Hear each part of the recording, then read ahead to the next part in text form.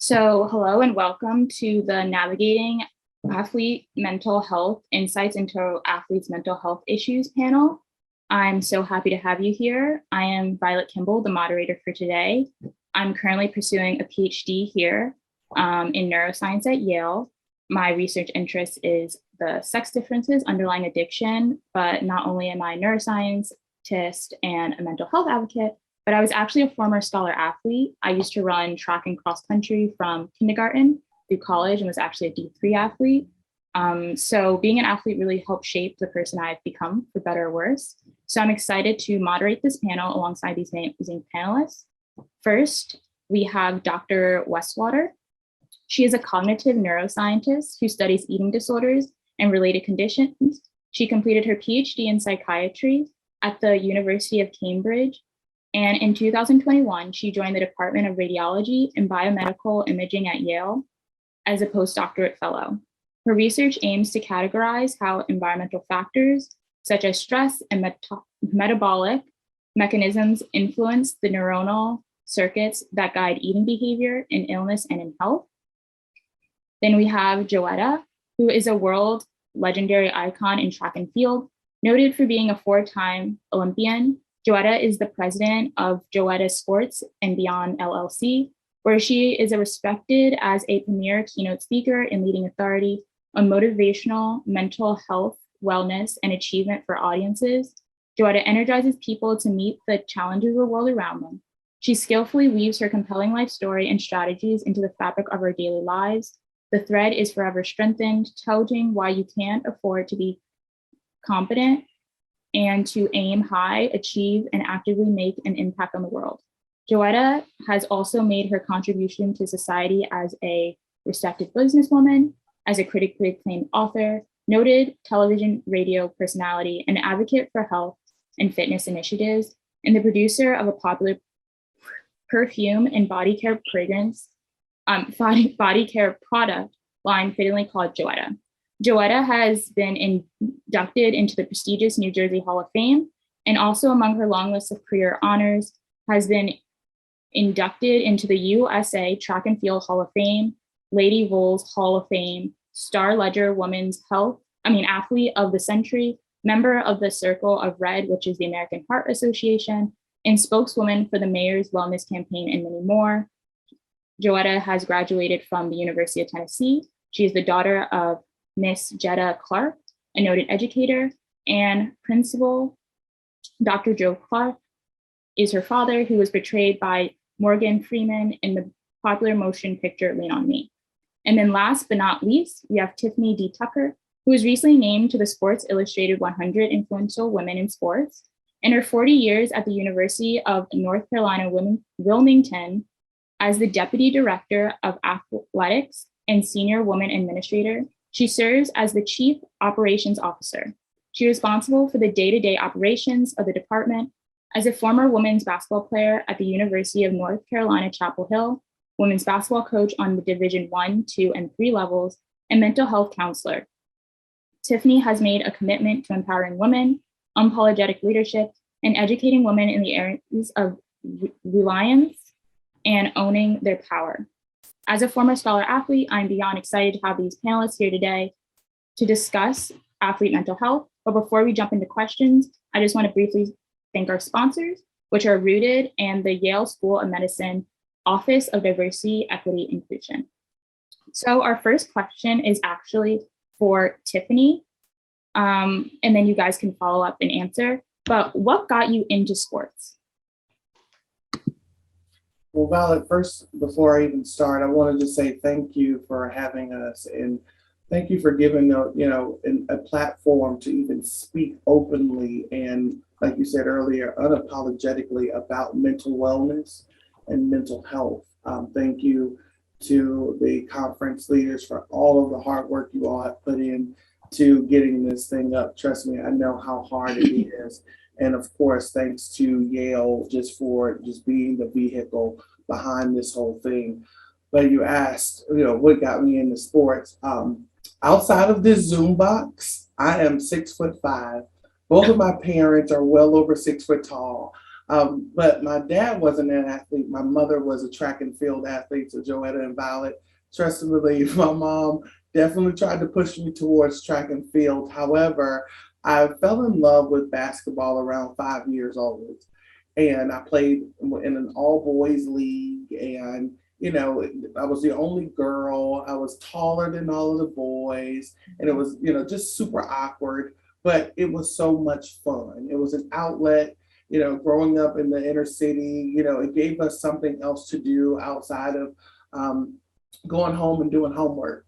So, of course, athletics has just been kind of like that constant vehicle, a space where I'm allowed to be myself and not really have to put a lot of words behind it. And, having an opportunity to go to camps and play AAU and coming up through that circuit. And, I'm originally from Virginia, and everyone knows the Boo Williams complex in all sports. You've probably been through there at some point, but coming up in the state where basketball was everything, and, had a storied career in high school, went on to the University of North Carolina to play there. And, it opened my eyes, especially being in college, had an opportunity to just really see all of the inner workings of sport and not just one facet of, okay, I have my coaches, I have the athletic trainers. These are people who I see all the time. But there are other people who really make this engine go. And I was always curious about, marketing and how did that work, and sponsorships, and who does that. And joined an organization. It used to be called NACWA. Now it's called Women Leaders in College Sports, and was able to participate in some of their administrative conferences and seminars and workshops to really get a better understanding of the behind the scenes. And as a coach, went into coaching for years and was dibbling dabbling into the administrative world, and literally fell in love. And, I've had a blessed career thus far. I know there's more to come, but, just having the opportunity and space to use my voice and in the college world, use my name, image, and likeness to bring awareness to whether it's disparities in women's sports and or mental health and mental wellness and nutrition and understanding.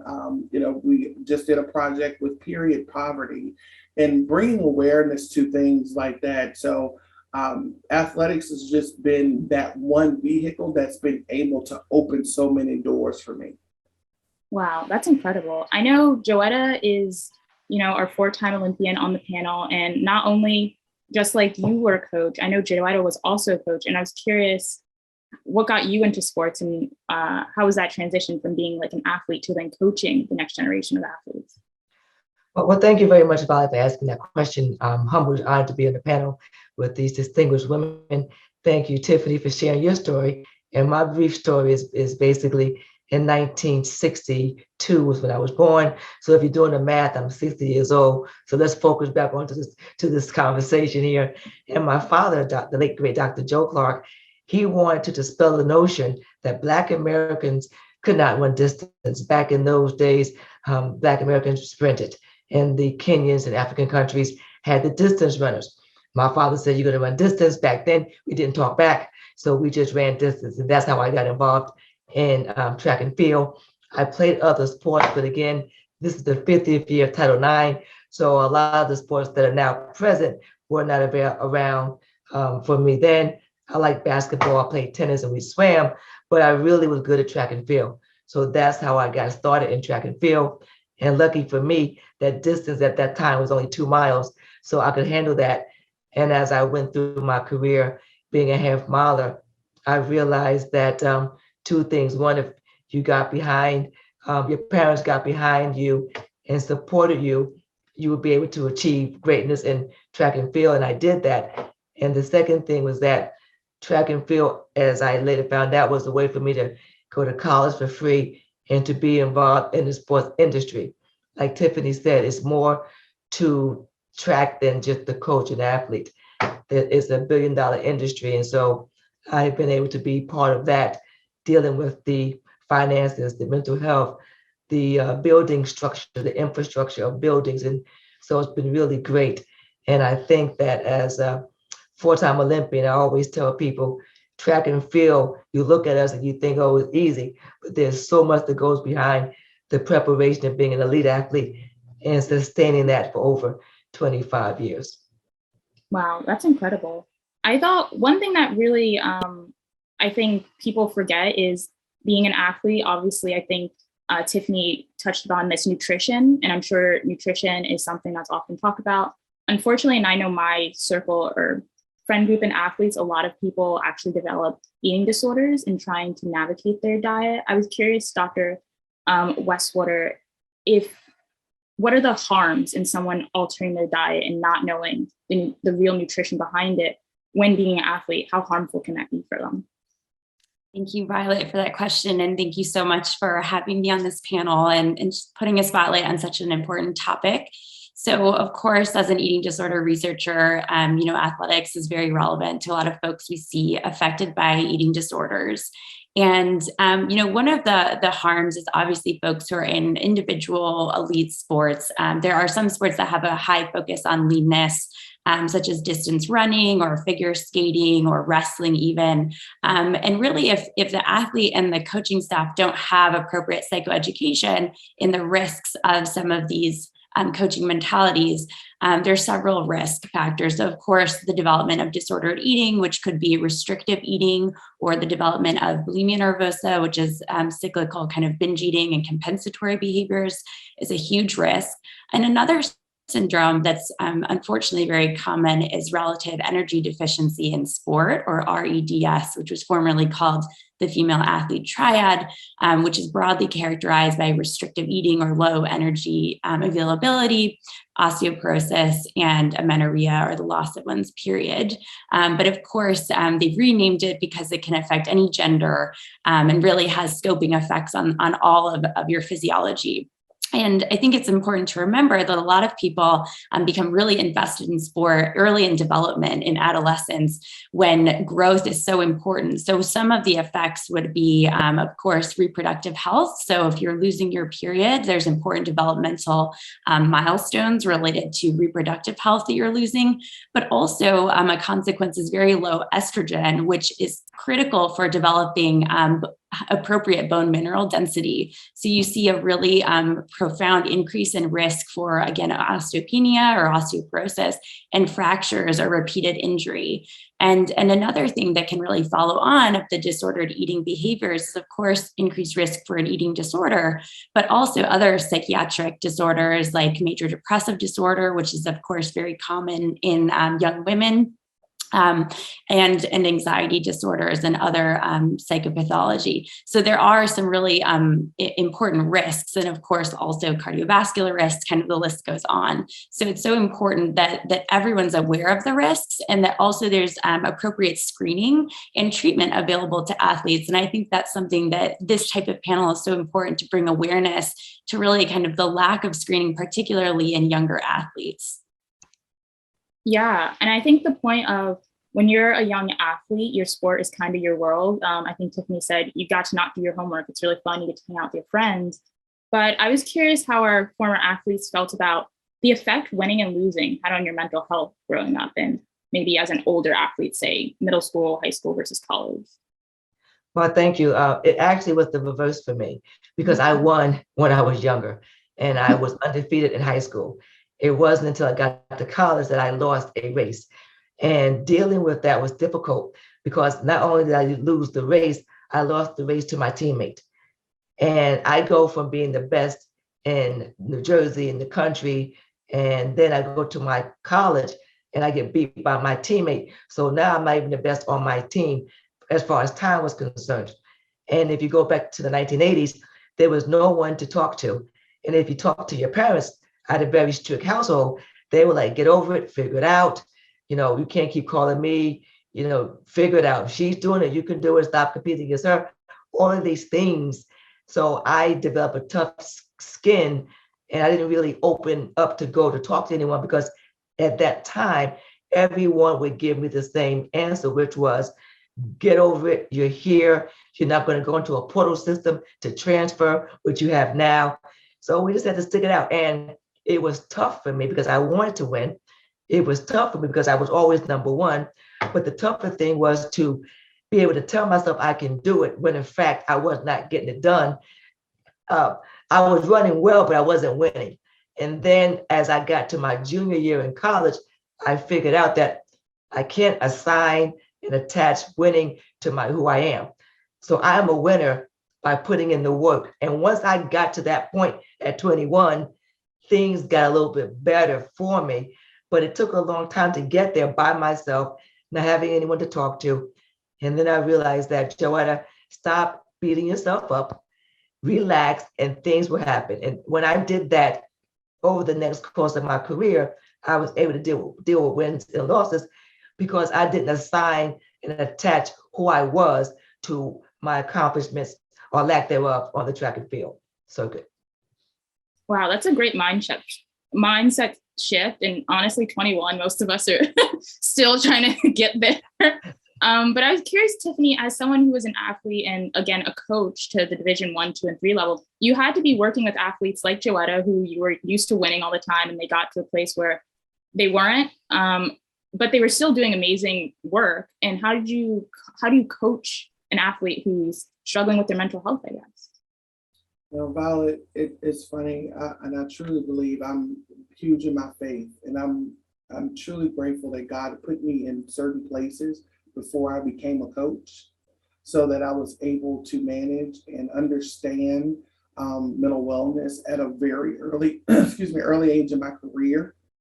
And when I went to University of North Carolina, we were all everything in high school. We won. We were like Joetta. We were winning everything. There wasn't anybody in our state that could even touch our team.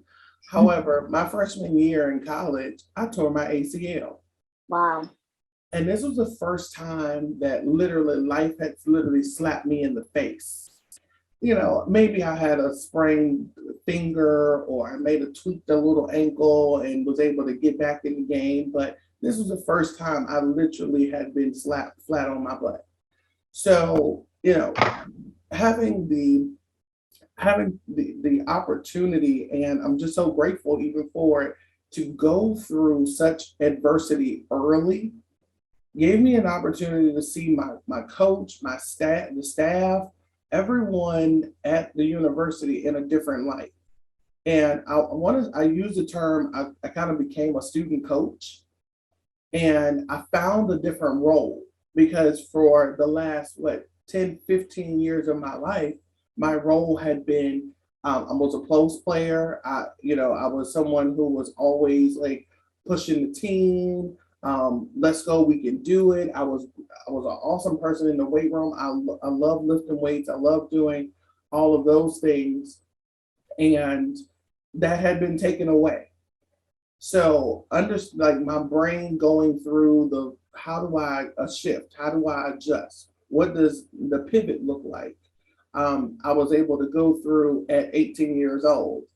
And now as an adult, coaching, started out coaching young boys, transitioned to coaching college level women. I'm able to verbalize some of the things and the feelings I was having as a student athlete to them, even though they may not have been going through something such as an ACL, but maybe it was a bad breakup.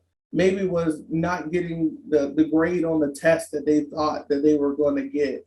Maybe it's having friend issues. Maybe it's being a woman and going through body issues and trying to figure out what pH balances are like and hormones and all these other things that are going on in our bodies at that time. So, I'm just grateful for the opportunities and the issues that I've had in my own life to be able to articulate and help them see that there is a light at the end of the tunnel. There are resources out here that you can figure out, going to the doctor to figure out what's going on with your hormones. Or, I'm grateful for a coach, Sylvia Hatchell. When I did tear my ACL, And there was something that she may have saw in me that shifted and changed, because I've always been a high energy person. And she was like, Big T, I think you might want to go talk to someone about, what's going on. And you may not like it and you don't have to go anymore, but I think it's a step you probably should take.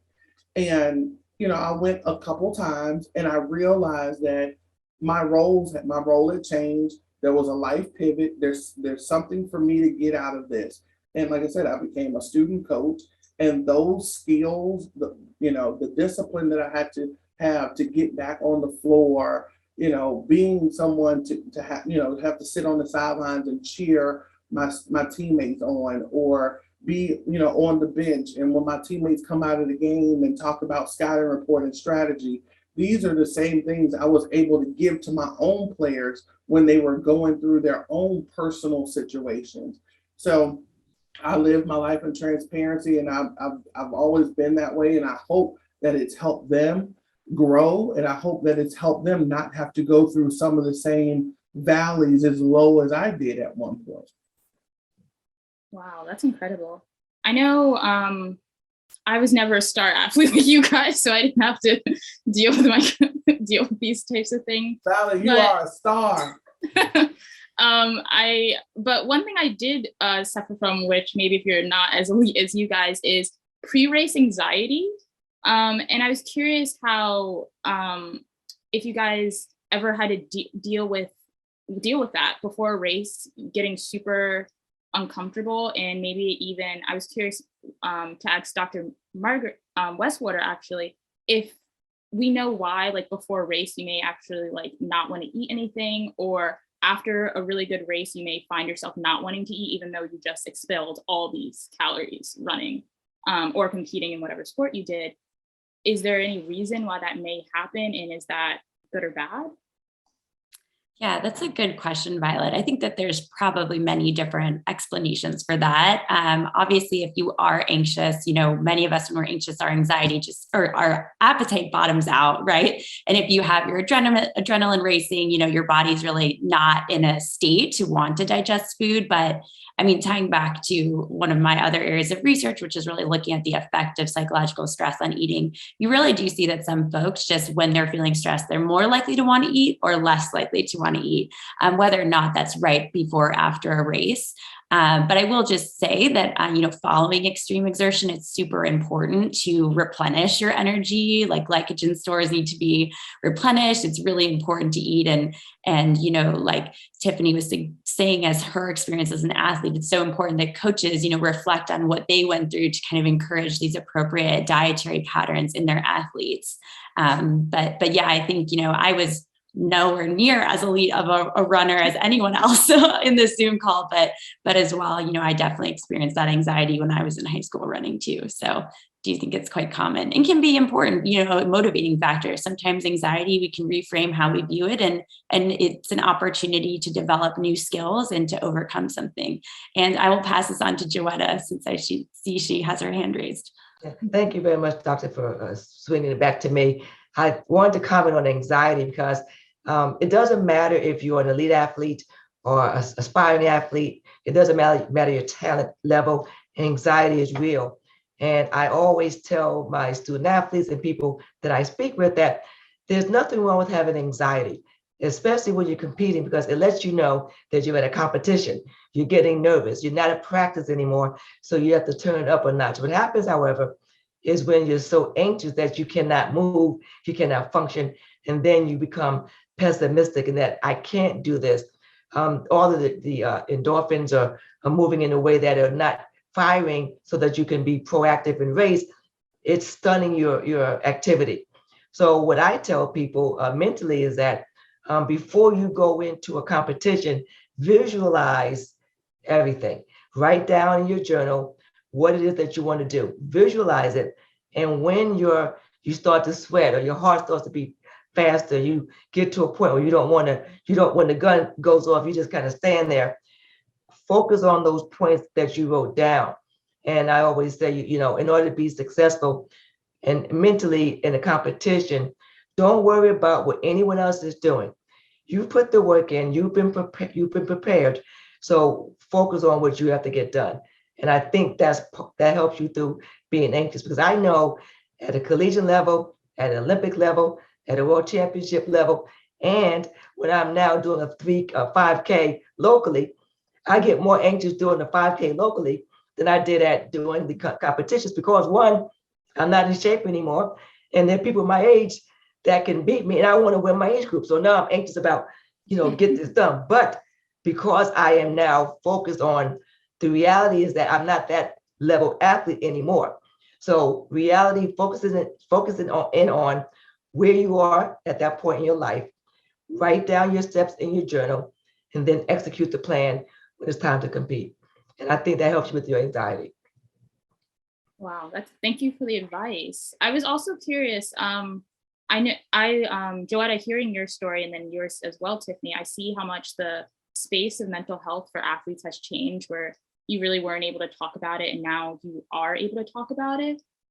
Although we're still able to talk about it, do you guys see any flaws in the system or any ways that mental health should still be addressed for athletes? Yeah, valid. There are a couple.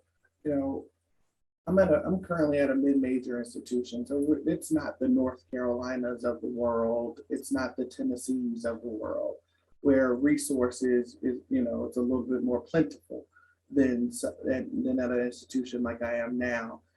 So every athletics department doesn't have a full-time nutritionist and a full-time, just not even a sports psychologist, but just a counselor or a therapist. Or a social worker. We've been able to work with our social work department to have a mentor in our academics area that will help our student athletes with some of the things that you don't necessarily need to go to a therapist or a counselor for. So, but having these resources not embedded in the athletics department, because we have to be honest, over here, we're kind of in our own tribe. And we have like our own little groups, and having someone, because of the level of competitiveness that we all have, our student athletes kind of trust us. They know who the director of athletics is. They know who Tiffany is, the deputy AD. They know who the person who works in communications for their sport. So when it's time, when it's that situation that they're going through, it's kind of hard bridging the gap with someone that they may never have seen before. And we have an awesome counseling center on campus. We have tons of counselors now that we've been able to hire, probably about 3 or 4 more in the last year. So we have a plentiful counselors, but now it's bridging the gap between the student athlete going through a traumatic situation and getting them over to someone to pretty much open their hearts up about whatever's going on to a stranger. And that's the piece that I've seen that, if we were able to have a full-time person in our department, we have a part-time nutritionist who comes on our campus, who does an amazing job of just kind of being around sometimes. So they know her face, they've seen her. So when she does, have recommendations, or when a student's going through something, they know exactly who to go to. So having someone, especially in the mental wellness space, mental health space, where it's the most vulnerable, it's the most confidential area of our entire institution, someone embedded in the department, I think, definitely opens the door for students to say, you know what, I'm just going to go by and see Dr. So-and-so. Or, it becomes a little bit more, hey, I got to go, my therapy appointment's at 1:00. It's a little bit more like, it takes the stress out of it. It takes the taboo out of going to see a therapist. Like, it takes the taboo going to see a nutritionist. Just because I'm going to see a nutritionist doesn't mean I have disordered eating, or I have an eating disorder. I'm just going to get, some help, some advice. So I think embedding those folk in the department definitely helps, because of the mindset that student athletes have. And they may not want to talk to their coach about the things that they have going on, because of the fear that If I tell my coach I'm struggling with something, or I'm weak, or I don't feel like I'm doing this right, then they're going to look at me a little bit differently and not as the elite athlete that I want them to see me as. Mhm. So that was a mouthful about it, but that's where I see things could be a little bit better. And of course, it takes finances and resources to be able to do that. But having folk like sports psychologists, or just a therapist, or full-time social workers, or a nutritionist embedded into the department, I definitely believe that that is a key point to helping student athletes as a whole be more healthy holistically. Wow, that's a great point about people being hesitant because of what it means to be an athlete and like the self-image you have to go through. So I was curious if there are any common misconceptions people have about athletes' mental health that they just have wrong, or even some advice you would have to people who would like to improve their mental health. I think one thing to just kind of close up Tiffany's conversation is that the coaches, there's a different age, a disparity in age. And a lot of the older coaches are still coaching the younger mindset athlete, and they haven't really embraced and accept mental health, mental wellness, and they don't have the tools necessary to navigate. And they are not all receptive to having someone on staff or have the teams to go see someone to help their student athletes. So I think the disconnect has to be, the disconnect is that some of the coaches are not receptive themselves. They don't understand it themselves. So more teaching and tutoring and education for the older coaches that are still in the game. And then the younger coaches, a lot of them have been athletes. So now they have experienced mental health, mental wellness, they as student athletes, and they are bringing in people such as Dr. Margaret to help nutritionally and help mentally with the athletes. But the disconnect, I think, is with the coaches, especially the older coaches who went through years of not having to deal and address this mental health issue, and they just don't understand it. Wow. I was curious then, Dr. Westwater, if you've ever worked with athletes or coaches, and was it a difficult process to kind of having to justify the need? Because I've heard sometimes people don't believe something is what it is, or they think it's common for this behavior to happen, so they don't see why it should change. Yeah, that's a great question. And I think that Joetta and Tiffany raised really important and helpful points here. So I'm not a clinician, so I have to say in my research, I have encountered folks who, have eating disorders and were athletes. I think that some other, challenges to getting help, of course, what Tiffany mentioned about the lack of integrated care. I mean, this is a big problem just across healthcare in general, particularly in the United States, where as a patient, it can be very difficult to get, a treatment team, aligned. But I do think that there's still stigma, as Joetta said, from coaches, thinking who maybe came up in a different time and didn't really acknowledge or understand the link between mental health and performance. And I think that's a big thing now where we realize that the dichotomy between mental and physical health is a false one. So your performance as an athlete will be improved if your mental health is thriving, right? So I do think that there can be challenges, particularly for athletes who may be from, underrepresented minoritized groups that in the medical system face stigma where just their general reports of how they're doing might be challenged by a medical professional. So I think there's various things that can happen with athletes, but in general, I mean, one statistic that came to mind while Tiffany and Joetta were speaking was that there was a report a few years ago that trainers, of trainers working with athletes, about 90% had encountered someone with disordered eating, but only 30% felt comfortable identifying that person. So I think there's a huge gap between the reports of mental health symptoms in athletes and the folks who feel comfortable identifying and intervening with those athletes. So I think there's a lot of room for growth in that area. Wow, that's interesting that people often see the symptoms but don't feel comfortable to report them.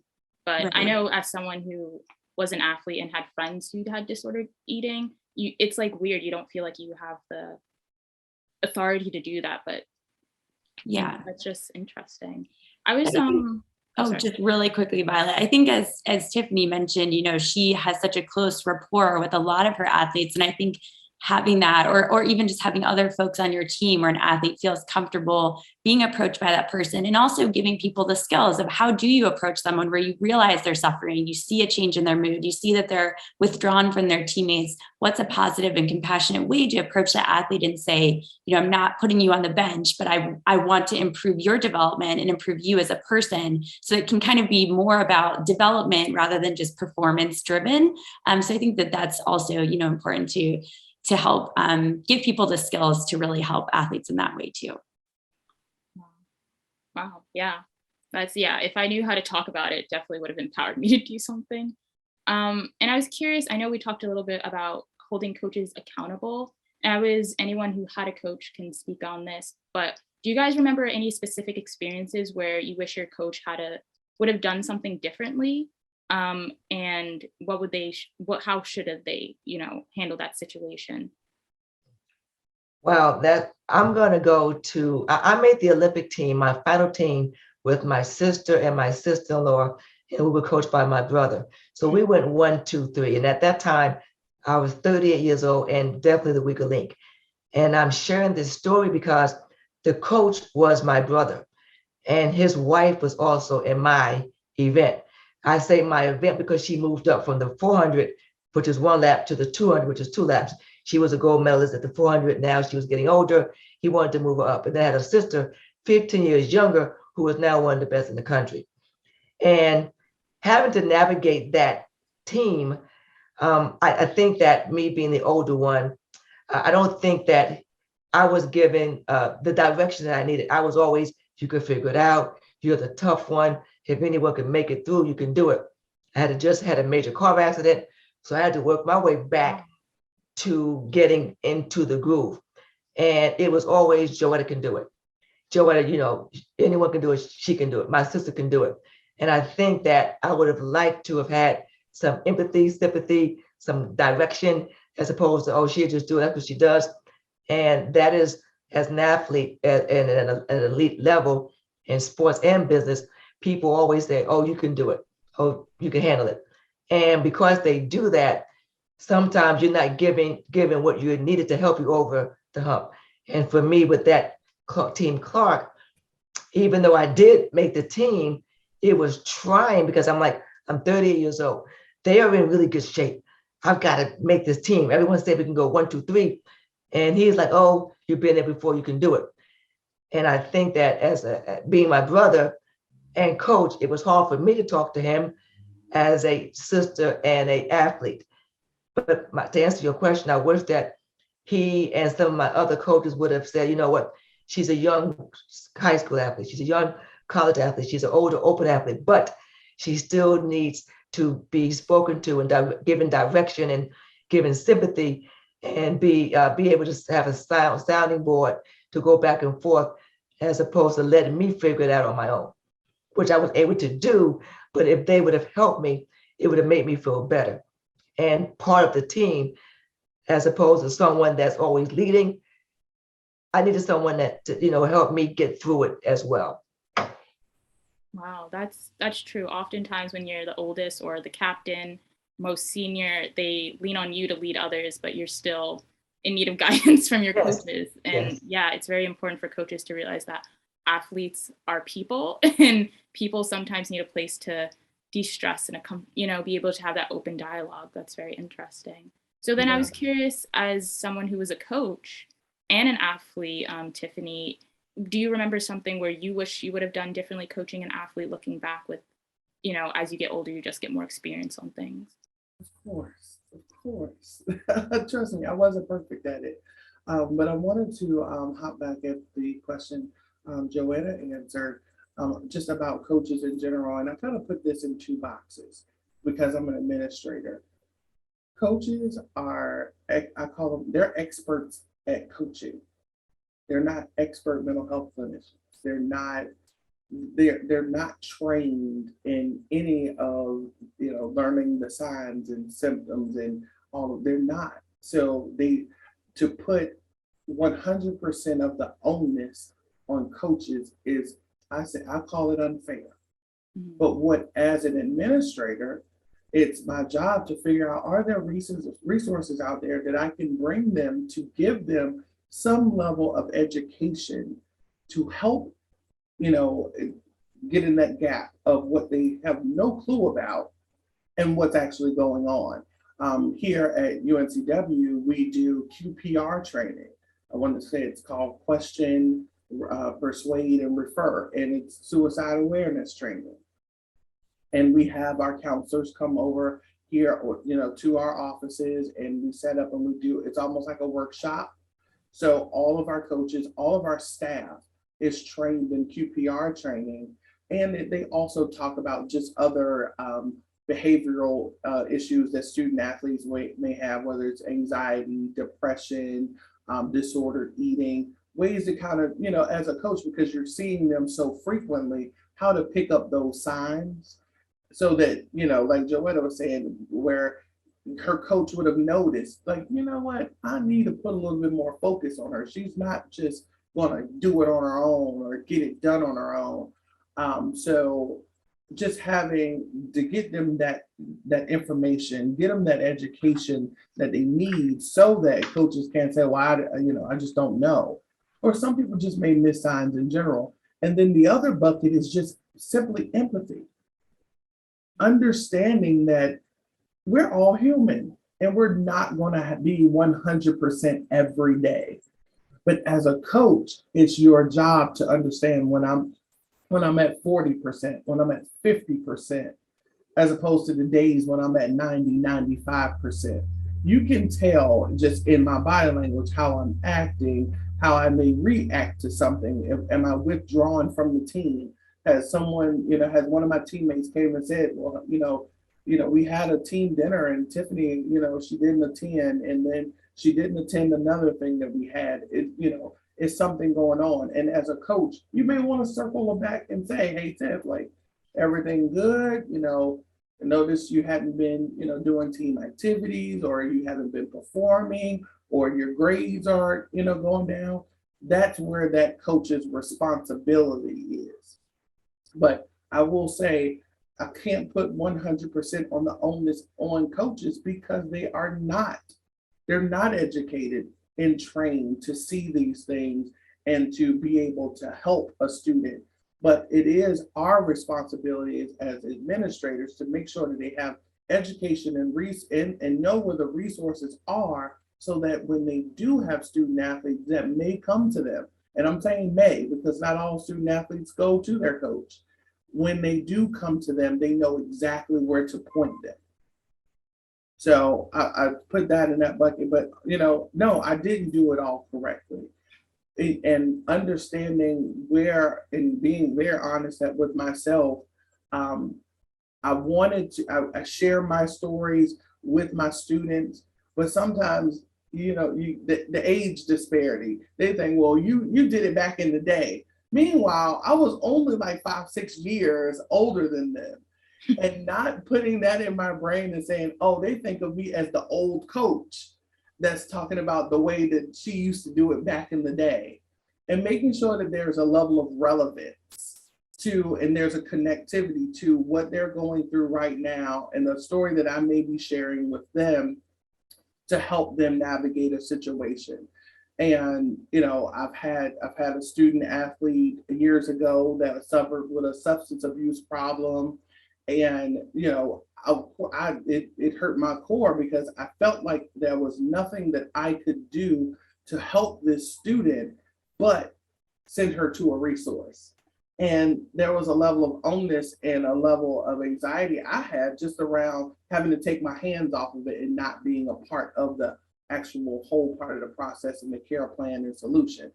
So no, I didn't do it perfectly, but it's not supposed to be perfect. This is like, we're going to have the ups and the downs, and we're going to have the ins and the outs. But what I will say is making sure that our students and our staff, our coaches, create tribes of people around them who can help them navigate through this thing called life, because it isn't easy. But I tell you, when you have the resources and people around you, it can be a whole lot of fun. Wow, thank you. Wow. Yeah, that's true. It's like you need, what they say, you need a village to raise a child. You need a village to coach an athlete. Yes. So I guess I would like to get some final thoughts from you guys on what you believe would be the best outcome for, athletes, especially student athletes, would be moving forward. What do your closing thoughts on this? Oh, okay. Everyone's quiet, so I will come on. I think that there are some important signs that as administrators, as coaches, as parents, that we should look at with our student athletes, our children. The signs would be how is their rest, how are they sleeping, are they irritable, what is their energy level like, changing in eating patterns. That's important. Watching the grades. I think it's important to encourage them to talk. And as I always say, you have to talk so they can listen, but listen so they can talk. And you're listening not to respond, but to hear what they're saying. Sometimes just be present, and you're not trying to solve an answer. My daughter is an elite student athlete at the University of Florida. And when I say student athlete, she's like you, about at 4.0, honors business school, and NCAA indoor champion. But I cannot give her anything. She does not listen to anything I say. However, because I know the importance of mental health, I am able to point her in the direction of someone who she will listen to. And I think that's really important. It's not about making my point about what I did, but about meeting your child, your team members where they are. We always say, meet people where they are. And wherever they are, you have to get outside of yourself to embrace the space that they're in. So I think that those are the important points when you're dealing with mental health. And I always use the acronym NOISE.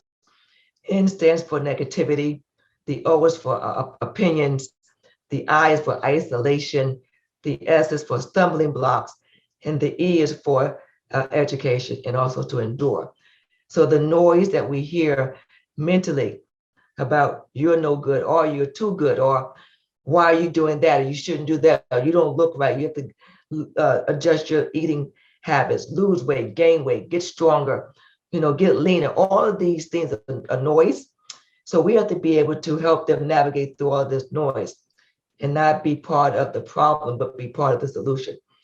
And I think, as Tiffany said, the administrators have to do what they do. Coaches have to do what they do. And teamwork makes the dream work. But nothing is more important than mentally having your student athletes secure, and then everything else will fall into place. We always say a strong body, strong mind equals a strong future. And being a student athlete, all of those components have to work well in order for you to maximize your talents academically, athletically, and as being a healthy person. I will jump in quickly. I think that was incredible advice, Joetta. And I think that my very kind of brief takeaway would be, not everyone is as fortunate to have coaches who are as fantastic as Tiffany and Joetta. And I think that in the field of, thinking about mental health in athletes, there really is a dearth of appropriate screening measures and really just an empirical basis on what is really happening in this population. So I think there really needs to be more research across the full scope of athletes at various levels to understand what screening tools could be implemented to kind of reduce the burden on coaches. Like Tiffany said, you have the structural side where we need more resources, more integrated care teams, but also, what are tools that are easy to use for coaches that kind of reduce the burden on them having to learn it themselves. So I think there's a real opportunity for research to kind of develop some of these tools so that we can have appropriate interventions and early interventions for athletes so that if they are struggling with something, that they can kind of get into care as soon as possible and have the best outcome, especially since, many athletes are growing up and these tools and the skills they learn can really help them. Like you said, Violet, as you grow up, the skills you develop as an athlete can help you in many other areas of your life. So we really want athletes to be able to have the best outcomes as possible.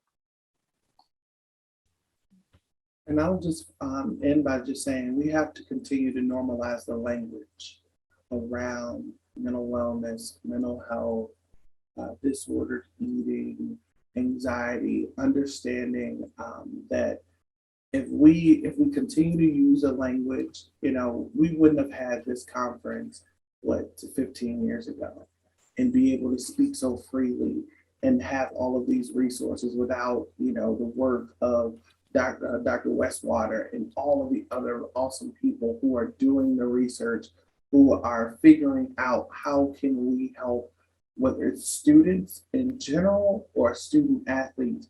And I can't leave this conversation without saying, we are losing students and student athletes at an alarming rate due to suicide. Just this past month, I'm going to be honest, it's taking a toll on our athletic staffs and our student athletes just because it's happening so frequently. So we have to continue to just normalize the language around saying, I'm not having a good day, or I need to take a break because of some, things that the students may be struggling with. And coaches and administrators, we have to be, comfortable enough to say, you know what, I need a pause. I need a break because I'm not healthy mentally right now. We are all dealing with so much other, as Joanna said, noise. We're dealing with all of this noise. And, we have to make sure that we're sharing with other people, because if we don't, there are a lot of people who are suffering in silence. And we have to make sure that, we can give a little space to say, you know what, I remember her saying that she wasn't doing well that day. Let me just go back and ask her, how did she get through it? So, like I said, we have to continue to have these conversations. And I'm, again, grateful for this opportunity. Yeah, thank you guys all for coming out and being a panelist. And, athlete or not, if you're struggling with your mental health, definitely reach out. And thank you guys for this panel and everyone who attended. Thank you. Thank you. Thank you, Violet. Thank you, ladies, for being allowing me the time to be with you on the panel.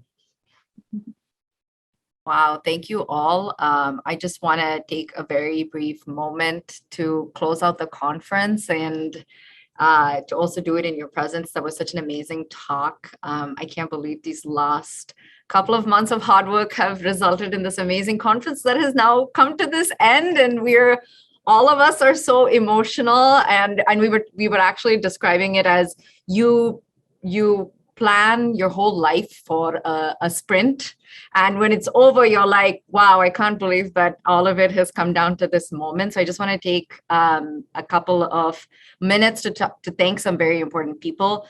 Thank you, Sophia and Stephanie, our founders, for this, starting this amazing conference and creating a space for women's mental health and for us to celebrate it. Thank you to our advisors, Dr. Petrakis, Dr. Black, and Dr. Foray. Thank you, Dr. John Crystal, for allowing us to use Grand Rounds and supporting our endeavors during this conference. Thank you to our tech staff, without whom this entire conference would not have been possible. Mary Ellen, Ivy, Stephen, Patrick, Casey. I also want to thank Noor and Maria for all your fundraising and tech efforts. Thank you to the entire committee, every single one of you who have worked for free, volunteering your Wednesday evenings to come and meet with us, and also basically giving your entire last week, every single day, 3 hours to put this conference together. Thank you to Dr. Roxanne Gay and Dr. Opara for a scintillating keynote speech.